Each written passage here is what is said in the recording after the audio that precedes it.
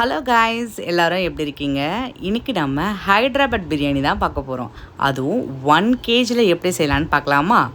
1 kg பிரியாணிக்கு 1 kilo அரிசி ஊற வச்சாச்சு.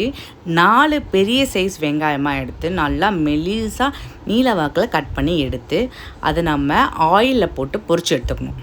பெரிய சைஸ் வெங்காயம்னா என்ன சைஸ்ன்னு கேட்காதீங்க.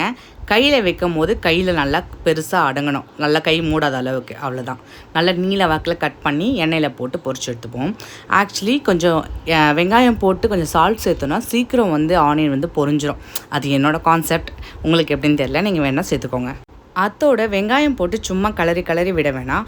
அப்படியே விட்டுட்டோன்னா சைடில் தீர்றதை மட்டும் கொஞ்சம் கொஞ்சம் உள்ளே கிளறி விட்டுட்டு அப்படியே விட்டுட்டோன்னா நல்லா பொன்னிறமாக பொரிஞ்சு வந்துடும். அது பொரிஞ்சு வந்ததுக்கப்புறம் நம்ம தனியாக ஒரு பிளேட்டில் அதை ட்ரான்ஸ்ஃபர் பண்ணி ஒரு ஓரமாக வச்சுருவோம். இந்த வெங்காயம் மட்டும் எனக்கு 2 பேட்ச் போட வேண்டியது இருந்தது. ஏன்னா 4 வெங்காயம் அந்த ஆயிலே எனக்கு பத்தலை. ஸோ பாதி போட்டுட்டு பாதி எடுத்து வச்சுருந்தேன். மறுபடியும் அது இன்னொரு பேட்சாக போட்டுட்டேன். நல்லா இந்த மாதிரி கோல்டன் கலரில் ஃப்ரை ஆனதுக்கப்புறம் ஆனியனை தனியாக செப்ரேட் பண்ணி வச்சுருங்க. ஒரு பேட்ச் அதான் பாதியாக பிரித்து 2 வெங்காயம்னு வச்சுக்கோங்களேன். அதில் ஃபஸ்ட்டு 2 வெங்காயத்தை தனியாக பிரித்து வச்சுக்கோங்க. 2வது பேட்ச் போடுற அந்த வெங்காயத்தை தனியாக வச்சுக்கோங்க. நான் எதுக்கு யூஸ் பண்ண போகிறேன்னு பின்னாடி சொல்கிறேன். இதுக்கப்புறம் நல்லா ஒரு 1 kg சிக்கன் பிரியாணிக்கு தேவைப்படுற மாதிரி கட் பண்ணி எடுத்து வாங்கிக்கோங்க. அதுக்கப்புறம் அதில் இப்போ நம்ம ஸ்பைசஸ்லாம் சேர்க்க போகிறோம். ஆக்சுவலி நான் இதில் ஒரு ஸ்பைசஸ் மட்டும் மிஸ் பண்ணிட்டேன். அந்த ஸ்பைசஸ் போட்டால் ஆத்தென்டிக்காக செய்கிற ஹைதராபாத் பிரியாணி மாதிரி ஸ்மெல் எல்லாமே சூப்பராக இருக்கும். நான் வேணால் இங்கே பிக்சர் ஆட் பண்ணுறேன், இதை பார்த்து ஆட் பண்ணிக்கோங்க. ஒரு 15-20 போல் கிராம்பு சேர்த்துக்கோங்க. ஆக்சுவலி இந்த ஸ்பைஸோட ஸ்மெல் தான் இதை ஹைலைட் பண்ணுமே இந்த பிரியாணியை. ஒரு 6 ஏலக்காய் சேர்த்துக்கோங்க. ஒரு 2 பட்டை போல் சேர்த்துக்கோங்க. 2 பே லீஃப் சேர்த்துக்கோங்க. பே லீஃப்னால் பிரியாணி இலை சேர்த்துக்கோங்க. ஒரு நட்சத்திரப்பூ, இது கூடவே நான் சொன்ன ஸ்பைஸும் சேர்த்துக்கோங்க. 4 பச்சை மிளகாய், 3 ஸ்பூன் இல்லை 4 ஸ்பூன் இஞ்சி பூண்டு paste, 2 spoon red chilli powder, 1 spoon Kashmiri red chilli, 1 spoon தனியா powder, 1 spoon biryani masala, 200 ml தயிர் சேர்த்துக்கோங்க. புதினா கொத்தமல்லி ஒரு கட்டில் பாதிக்கு மேலே சேர்த்துக்கோங்க. இதோட நம்ம வெங்காயம் வறுத்தோம் இல்லையா, அந்த எண்ணெயை ஒரு 2 ஸ்பூன் போல் சேர்த்துக்கோங்க. அதோட இதை கலரி எடுத்துப்போம். நல்லா மிக்ஸு கொடுத்துருங்க. இது கூட சால்ட்டு சேர்த்துக்கோங்க. சால்ட்டு நான் லாஸ்ட்டாக தான் ஆட் பண்ணேன். இதோட சால்ட்டு சேர்த்து நல்லா மிக்ஸ் பண்ணிவிடுங்க. இதை மட்டும் மிக்ஸ் பண்ணும் போதே ஒரு பயங்கரமான ஸ்மெல் வரும். அந்த ஸ்பைசஸ், அந்த ரெட் சில்லி பவுடர்லாம் சேர்ந்து அதுவே செம்மையாக இருக்கும். இதுக்கப்புறம் நம்ம இந்த ஃபஸ்ட்டு வறுத்து எடுத்தோம்ல, இந்த ஃபஸ்ட்டு பேட்ச் ஆனியன், அதை மொத்தத்தையும் இந்த மிக்ஸோடு சேர்த்துக்கோங்க. நல்லா உடச்சி விட்டு அந்த உடைக்கும் போதே அதோடய சவுண்ட்லாம் நல்லா கிறிஸ்பாக வரும். சாப்பிடக்கூட ரொம்ப நல்லா இருக்கும். வறுக்கும் போதே 2 எடுத்து வாயில் போட்டுப்பேன். அதிகமாக சாப்பிட்றாதீங்க, பின் விளைவுகள் ரொம்ப அதிகமாக இருக்கும். ஏன்னா இது எண்ணெயில் வறுக்கிற ஒரு பொருள். நல்லா ஒரு மிக்ஸிங்கை போட்டுட்டு டைம் இருந்தால் ஒரு 2 hours அந்த மாதிரி ஃப்ரிட்ஜில் வச்சுருங்க. அப்படி டைம் இல்லைனா ஒரு 1 hour ஃப்ரிட்ஜில் வைங்க. அப்போ தான் அந்த மிக்சிங் செம்மையாக அதில் போய் சேரும். சால்ட்டு சொன்னேன் இல்லையா, நான் ரொம்ப லாஸ்ட்டில் தான் சேர்த்தேன். நீங்கள் அந்த மிக்சிங் அப்போவே சேர்த்துக்கோங்க. ஆக்சுவலி இந்த ஹைதராபாத் பிரியாணியை பொறுத்தவரையிலும் எனக்கு பயங்கரமான ஒரு ஸ்டோரி இருக்குது. நான் இது ஃபர்ஸ்ட் டைம் செகண்ட் டைம்லாம் செய்யலை. கிட்டத்தட்ட நான் ஒரு 10-15 வாட்டிக்கு மேலே செஞ்சுருப்பேன் எங்கள் வீட்லேயே. எனக்கு இதுக்கு ஒரு ஃபேன் பேஸே இருக்குது எங்கள் வீட்டில். ஏன்னா இதை நான் பயங்கரமாக பர்ஃபெக்டாக செய்வேன். சிக்கனில் மட்டும் நான் ட்ரை பண்ணது கிடையாது, மட்டனில் கூட ட்ரை பண்ணியிருக்கேன், ஏன் பீஃபில் கூட ட்ரை பண்ணியிருக்கேன் எங்கள் வீட்டில். ஸோ இதை பார்த்து செய்யலாமா வேணாமெல்லாம் யோசிக்கவே வேணாம், கண்டிப்பாக ட்ரை பண்ணுங்கள் வீட்டில், கண்டிப்பாக சூப்பராக வரும். ஒரு பாத்திரத்தில் தண்ணி ஒரு 1 kg ரைஸ் வேகிற அளவுக்கு சேர்த்துட்டு அது கூட நம்ம பட்டை ஸ்பைசஸ் சேர்க்க போகிறோம். பட்டை, ஏலக்காய், கிராம்பு, பே லீஃப், நட்சத்திரப்பூ அண்ட் புதினா கொத்தமல்லி, அதுக்கப்புறம் சால்ட்டு சேர்த்துட்டு நம்ம அப்படியே தண்ணியை நல்லா கொதிக்க விடுவோம். ஒரு கொதி வந்ததுக்கப்புறம் தான் ரைஸ் சேர்க்கணும். முன்னாடியே சேர்த்தா ரைஸ் ஒரு மாதிரி ஸ்லோ குக் ஆகி ஒரு மாதிரி கொலன்னு ஆன மாதிரி ஆகிடும். ஸோ தண்ணி கொதிச்சப்போ சேர்த்தா அது கரெக்டான ஈக்குவலாக வேகும். நம்ம அரிசி எந்தளவுக்கு வேக வச்சு எடுக்கணும்னா ஒரு 80% வேக வச்சு எடுத்துக்கணும்.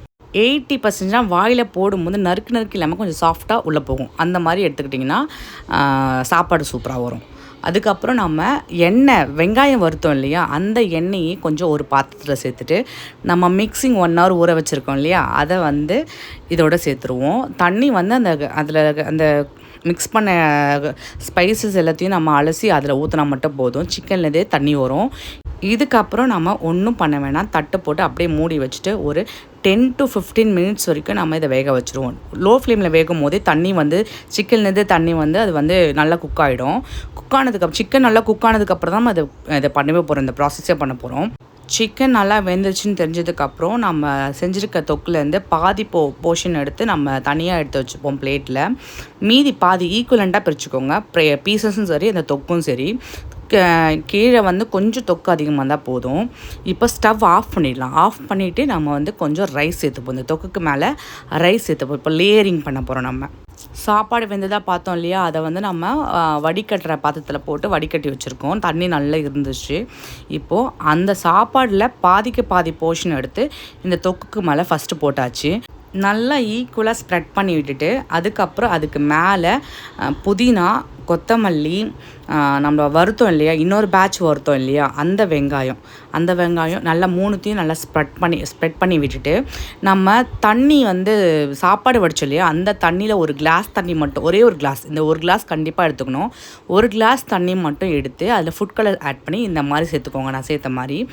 அதுக்கப்புறம் அதுக்கு மேலே இந்த தொக்கு மறுபடியும் சேர்த்துக்கோங்க. இந்த தொக்குக்கு அப்புறம் மறுபடியும் நம்ம சாப்பாடு சேர்க்க போகிறோம். இந்த மீதி இருக்க சாப்பாடு அப்படியே மொத்தமாக சேர்த்துட்டு அதை மறுபடியும் நம்ம நல்லா ஸ்ப்ரெட் பண்ணி விட்டுட்டு அதுக்கு மேலே ரிப்பீட் நம்மளோட கொத்தமல்லி, புதினா அண்ட் வறுத்த வெங்காயம், முந்திரி பருப்பு கூட நம்ம வந்து ஆட் பண்ணலாம். முந்திரி பருப்பு சிலர் வந்து காஞ்சி திராட்சை, கிஸ்மிஸ் இருக்குல்ல, அதெல்லாம் கூட நம்ம வந்து எடுத்து வறுத்துட்டு எண்ணெயில் வறுத்துட்டு இது கூட ஆட் பண்ணலாம். ஆட் பண்ணும் போது அது ஒரு தனி நல்ல டேஸ்ட் கொடுக்கும். பட் எங்கள் வீட்டில் அந்த மாதிரிலாம் யாருக்கும் பிடிக்காது. முந்திரி பருப்பை விட ஆட் பண்ணியிருக்கலாம், நான் ஆட் பண்ணல.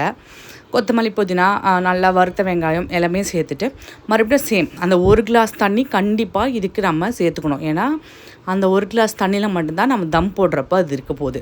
ஏன்னா வேறு எந்த தண்ணியுமே அந்த தொக்கில் கிடையாது, வெறும் தொக்கு தான் இருந்தது. நம்ம வெறும் ட்ரை ரைஸாக சேர்க்குறோம். அதனால் so 1 glass of water is compulsory. 1 glass of வாட்டர்னால் ஒரு 200 ml வச்சுக்கோங்களேன், அவ்வளோதான். அது போதுங்க தம் போடுறதுக்கு. ஒரு 20 மினிட்ஸ் டைமிங் கரெக்டாக வச்சு 20 மினிட்ஸ் லோ ஃப்ளேமில் தம் போட்டு எடுத்திங்கன்னா சீரியஸாக சாப்பாடு பயங்கரமாக இருக்குங்க.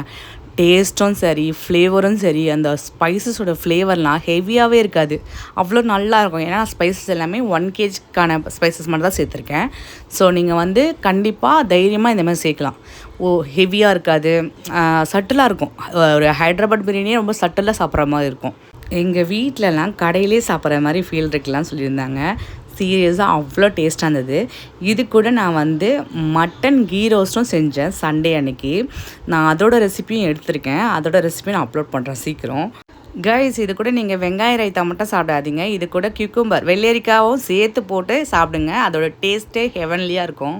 கண்டிப்பாக வீட்டில் எல்லோரும் ட்ரை பண்ணி பார்த்துட்டு கமெண்ட்டில் சொல்லுங்கள். அண்ட் என்னோடய வீடியோவை நிறைய பேர் சப்ஸ்கிரைப் பண்ணாமல் பார்க்குறீங்க, சப்ஸ்கிரைப் பண்ணிவிட்டு பாருங்கள். தேங்க்யூ ஃபார் வாட்சிங். பாய்.